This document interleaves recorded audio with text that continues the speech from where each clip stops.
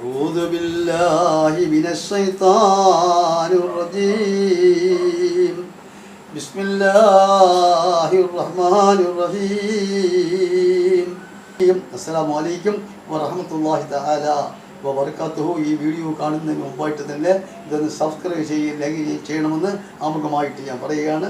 കാരണം മറന്നുപോകും, അവസാനം വരുമ്പോൾ മറന്നുപോകും എന്നുള്ള വെച്ചുകൊണ്ടാണ് ഇത് ആദ്യമായിട്ട് ഇത് ചെയ്യണമെന്ന് അപേക്ഷിക്കുന്നത്. ഞാൻ ഈ പറയാൻ പോകുന്ന വീഡിയോ എന്ന് പറയുന്നത് വളരെ സംഭവകരമായൊരു വീഡിയോ ആണ്. ഇപ്പോൾ ഞാൻ ഈ പറയാൻ പോകുന്നത് നല്ലൊരു ദിക്റാണ് പറയാൻ പോകുന്നത്. കാരണം ലോകത്ത് ഉള്ള ജീവജാലങ്ങളെ മൊത്തം എല്ലാ ചരാചരങ്ങളെയും അള്ളാഹുവാണ് പടച്ചത്. എല്ലാ ജീവജാലങ്ങളെയും പടച്ചത് അള്ളാഹുവാണ്. എന്നാൽ ഈ ജീവജാലങ്ങളെ പടച്ചുവെങ്കിലും അതിൻ്റെ ഒരു പ്രത്യേകമായൊരു ഭാഗം പറയുന്നത് ജീവജാലങ്ങൾക്ക് രൂപം കൊടുക്കുന്നത് അള്ളാഹുവാണ്. ഏത് ജീവിക്കും രൂപം കൊടുക്കുന്നത് അള്ളാഹുവാണ് എന്ന് പറഞ്ഞാൽ ആവശ്യമില്ലാതൊരു പടം വരെ നമുക്ക് വരയ്ക്കാൻ പാടില്ല എന്നാണ് എൻ്റെ അർത്ഥം. ഒരു പടം നമ്മൾ വരയ്ക്കുമ്പോൾ ഒരു മനുഷ്യൻ്റെ പടമായാലും ശരി, ഒരു മൃഗത്തിൻ്റെ പടമായാലും മറ്റെന്തിൻ്റെയും പടമായാലും ശരി, രൂപങ്ങൾ കൊടുക്കാൻ നമുക്ക് അവകാശമില്ല. എന്നാൽ പടങ്ങൾ വരയ്ക്കുന്നവരില്ലേ, പടങ്ങൾ വരയ്ക്കുന്നവരുണ്ട്, പടങ്ങൾ അച്ചടിച്ച് വെക്കുന്നവരുണ്ട്, ഒക്കെ ഉണ്ട്. എങ്കിൽ തന്നെ രൂപം കൊടുക്കുന്ന അള്ളാഹു ആയതിൻ്റെ പേരിൽ അത് പാടില്ല എന്നാണ് പറയുന്നത്. പിന്നെ ചെയ്യുന്നവരുണ്ട്, നമുക്കൊന്നും പറയാൻ പറ്റാത്ത ഒരു ചുറ്റുപാട് സാഹചര്യങ്ങളുമാണ്. അതൊക്കെ അവരവർ ഇഷ്ടം പോലെ നടക്കട്ടെ എന്ന് കൂടി ഈ അവസരത്തിൽ ഞാൻ പറയാണ്. അപ്പോൾ അള്ളാഹുവാണ് സകല സൃഷ്ടിക്കും സകല ജീവജാലങ്ങൾക്കും ഓരോരോ രൂപങ്ങൾ കൊടുത്തേക്കുന്നത്. എന്നാൽ ഈ സൃഷ്ടികളുടെ കൂട്ടത്തിലെ ഏറ്റവും ഉത്തമമായ സൃഷ്ടി ആരെന്ന് ചോദിച്ചാൽ അത് മനുഷ്യനാണ്. മനുഷ്യൻ്റെ രൂപങ്ങൾക്കാണ് ഏറ്റവും കൂടുതൽ പ്രാധാന്യം. മനുഷ്യനാണ് ഏറ്റവും കൂടുതൽ സൗഭാഗ്യം. അള്ളാഹു സുബ്ഹാനഹു വ തആല രൂപത്തിലായാലും ശരി, ഏത് സ്വഭാവത്തിലായാലും ശരി, അള്ളാഹു തന്നിരിക്കുന്നത് ഏറ്റവും വലിയ ഹൈറാണ് മനുഷ്യനാണ് തന്നിരിക്കുന്നത്. മനുഷ്യൻ്റെ രൂപത്തിൻ്റെ ഒരു പ്രത്യേകമായ രൂപമാണ്. മനുഷ്യനാണ് എല്ലാ ഐശ്വര്യങ്ങളും എല്ലാ ഗുണങ്ങളും അള്ളാഹു സുബ്ഹാനഹു വ തആല തന്നിരിക്കുന്നത്. അപ്പോൾ രൂപം കൊടുക്കുന്നവനായ അള്ളാഹു സുബ്ഹാനഹു വ തആല ജീവജാലങ്ങൾക്കും പറ്റും രൂപം കൊടുക്കുന്നവനാണ് അള്ളാഹു സുബ്ഹാനഹു വ തആല. അതിനെ സംബന്ധിച്ചുള്ള ഒരു ദിക്റാണ് ഞാനിപ്പോൾ ഇവിടെ പറയാൻ പോകുന്നത്. ഏത് രീതിയിൽ നമ്മൾ ചെയ്താലും ശരി, എങ്ങനെയൊക്കെ ചെയ്താലും ശരി, അള്ളാഹുവിൻ്റെ കാരുണ്യമില്ല എങ്കിൽ നമ്മുടെ ജീവിതം അപകട മേഖലയാണ്. അള്ളാഹുവിൻ്റെ കാരുണ്യം തീർച്ചയായിട്ടും നമുക്കും നമ്മുടെ ഈ കുടുംബങ്ങളിലേക്കും ഈ കാരുണ്യം അള്ളാഹ് ഇറക്കിയേ പറ്റൂ. കാരുണ്യം എന്ന് വെച്ചാൽ അള്ളാഹുവിൻ്റെ റഹ്മത്ത് നമ്മുടെ കുടുംബത്തിലേക്ക് ഇറങ്ങണം. നമുക്ക് ബർക്കത്തുണ്ടാവണം. ബർക്കത്തെന്ന് പറഞ്ഞാൽ എത്രായിരം രൂപ നമുക്ക് വരുമാനം ഉണ്ടായത് ശരിയല്ല. ആ വരുമാനം ഉണ്ടാകുന്ന പൈസയിൽ അള്ളാഹുവിൻ്റെ ബർക്കത്ത് ഇറങ്ങിയില്ല എങ്കിൽ എത്ര പൈസ വന്നാലും നമുക്ക് തികയാതെ വരും. അപ്പോൾ ചോദിക്കും, ഞങ്ങൾക്കിപ്പോൾ വരുമാനം എന്നത് ലക്ഷങ്ങളാണ് വരുമാനം. നിങ്ങൾക്ക് ലക്ഷങ്ങൾ വരുമാനമായിക്കോട്ടെ, അതിൽ അള്ളാഹുവിൻ്റെ ബർക്കത്ത് അതിൽ വന്നില്ല എങ്കിൽ 1,00,000 രൂപ വന്നാൽ 1,50,000 രൂപ നിങ്ങൾക്ക് ചിലവ് വന്ന് വീഴുന്നു. നിങ്ങൾക്ക് ഇങ്ങനെ രക്ഷപ്പെടാൻ പറ്റും? നിങ്ങൾക്കെന്നല്ല, ഒരു വ്യക്തിക്ക് ഇങ്ങനെ രക്ഷപ്പെടാൻ പറ്റും.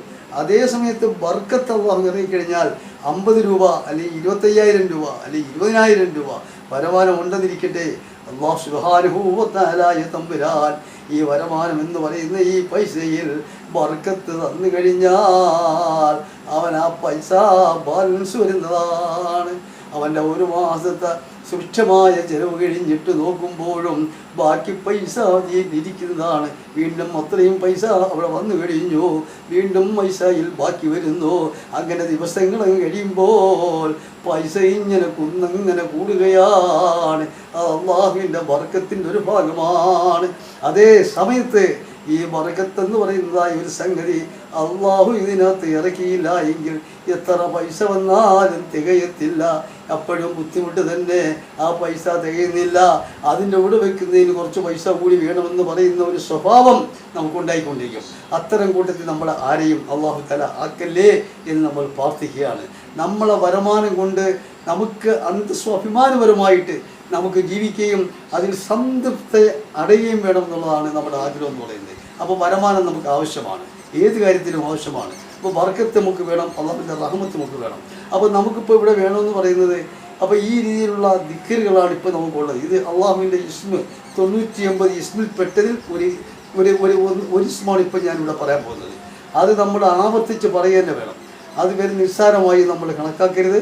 നമ്മൾ നമസ്കാരത്തിന് ശേഷം ഇരുന്നുകൊണ്ട് ഈ ദിക്റ്, ഈ ഇസ്മ എന്ന് പറയുന്ന ഈ ദിക്റ് നിങ്ങൾ ചെല്ലണം. ആ ദിക്റ് നിങ്ങൾ ചെല്ലുന്നത് കുറഞ്ഞത് ഒരു 101 പ്രാവശ്യമെങ്കിലും നിങ്ങൾ ആദ്യം അത് ചെല്ലണം. പിന്നീട് നിങ്ങൾ ഇഷ്ടം പോലെ ആ സമയങ്ങളിൽ നിങ്ങൾക്ക് അത് ചെല്ലാവുന്നതാണ്. അതിനകത്ത് ഒരു ബുദ്ധിമുട്ട് വെക്കരുത്, അത് ചെല്ലുക തന്നെ വേണം. ഈ ദിക്റ് ഞാൻ ഇപ്പോൾ ചെല്ലുന്നു യാ മുസവ്വിർ യാ അല്ലാഹ്. ഇത് അള്ളാഹുവിൻ്റെ ഇസ്മും കൂടിയാണ്. അതുകൊണ്ടാണ് ഇത്ര പ്രത്യേകമായിട്ട് ഇത് പറയുന്നത്. യാ മുസവ്വിർ യാ അല്ലാഹ്, യാ മുസവ്വിർ യാ അല്ലാഹ്, യാ മുസവ്വിർ യാ അല്ലാഹ്. ഈ ദിക്ർ ചെല്ലാൻ എളുപ്പമുള്ളതാണ്. ഭയാനകരമായ സംഭവത്തിൽപ്പെട്ട ഒരു ദിക്റാണ്. വളരെ വളരെ അർത്ഥമുള്ളൊരു ദിക്റാണ്. ഇതിൻ്റെ അർത്ഥം എന്ന് പറഞ്ഞാൽ നേരത്തെ ഞാൻ പറഞ്ഞതുപോലെ മുസവ്വിർ യാ അല്ലാഹ് എന്ന് പറഞ്ഞാൽ രൂപം കൊടുക്കുന്നവൻ അള്ളാഹുവാണ്. സകലമാന ജീവജാലങ്ങൾക്കും രൂപം കൊടുക്കുന്നത് അള്ളാഹുവാണ്. സകല സൃഷ്ടികൾക്കും രൂപം കൊടുത്താണ് അള്ളാഹു ദുനിയാവിൽ വിടുന്നത്. അപ്പോൾ രൂപം കൊടുക്കുന്നവൻ അള്ളാഹുവാണ് എന്ന് നേരത്തെ ഞാൻ പറഞ്ഞു കഴിഞ്ഞു. അതുമാത്രമല്ല, ഇങ്ങനെ പറഞ്ഞ് ഈ ദിക്ർ ചെല്ലുമ്പോൾ അള്ളാഹുവേ നിങ്ങളുടെ കുടുംബത്തിന് ഐശ്വര്യവും ബർക്കത്തും സമ്പത്തും സമൃദ്ധിയും എല്ലാവിധ ഗുണങ്ങളും അള്ളാഹു സുബ്ഹാനഹു വ തആല തരുന്നതാണ്. ഈ ദിക്ർ, ഈ ഇസ്മ ഒരു 101 പ്രാവശ്യം മറക്കാതെ കണ്ട് അത് കഴിവതും നമസ്കാരത്തിന് ശേഷമാണെങ്കിൽ അത് ഏറ്റവും മെച്ചമാണ്, ഏറ്റവും മനോഹരമാണ്, ഏറ്റവും നല്ലതാണ്. അല്ലാത്ത സമയങ്ങളിലും ഇത് ചെല്ലാവുന്നതാണ്. നമ്മൾ ഹറാം ശുദ്ധീകരണ സമയങ്ങളിൽ ചെല്ലുന്നതാണ്, ശാരീരിക ശുദ്ധിയുള്ള സമയങ്ങളിൽ ചെല്ലുന്നതാണ് ഏറ്റവും നല്ലതും ഏറ്റവും മെച്ചവും. അതുകൊണ്ട് ശാരീരിക ശുദ്ധിയുള്ള സമയങ്ങളിൽ ചെല്ലിയാൽ ഏറ്റവും കൂടുതൽ പവർ അതിന് കിട്ടുന്നതാണ്. ഇല്ലാത്ത സമയങ്ങളിൽ ചെല്ലുന്നവരുണ്ട്, ചെല്ലിയാൽ കുറ്റമില്ല, ചെല്ലാം എന്നുള്ളതേ ഉള്ളൂ. അതുകൊണ്ട് ഈ ദിക്ർ ചെല്ലുന്ന കാര്യത്തിൽ ഒരു മടി വേണ്ട. ഇത് 101 പ്രാവശ്യം നിങ്ങൾ ആദ്യം ചെല്ലണം. ഈ ചെല്ലുന്നവർക്കും ഇത് കേൾക്കുന്നവർക്കും അള്ളാഹു സുബ്ഹാനഹു വ തആല വണ്ണമായ പ്രതിഫലം തരട്ടെ എന്ന് ഈ അവസരത്തിൽ ഞാൻ പറയുന്നു. ഞാൻ ഈ പറയുന്ന തെറ്റുകുറ്റങ്ങൾ എൻ്റെ ഭാഗത്തു നിന്നും വന്നിട്ടുണ്ടെങ്കിൽ അള്ളാഹു സുബ്ഹാനഹു വ തആലയെ തമ്പുരാൻ എനിക്ക് പുറത്തു തരട്ടെ എന്നും കൂടി റബ്ബിനോട് ഞാൻ യാചിക്കുകയാണ്. തൽക്കാലം ഞാൻ നിർത്തുന്നു. അസ്സലാമു അലൈക്കും വറഹ്മത്തുള്ളാഹി തആല വബറകാതുഹു.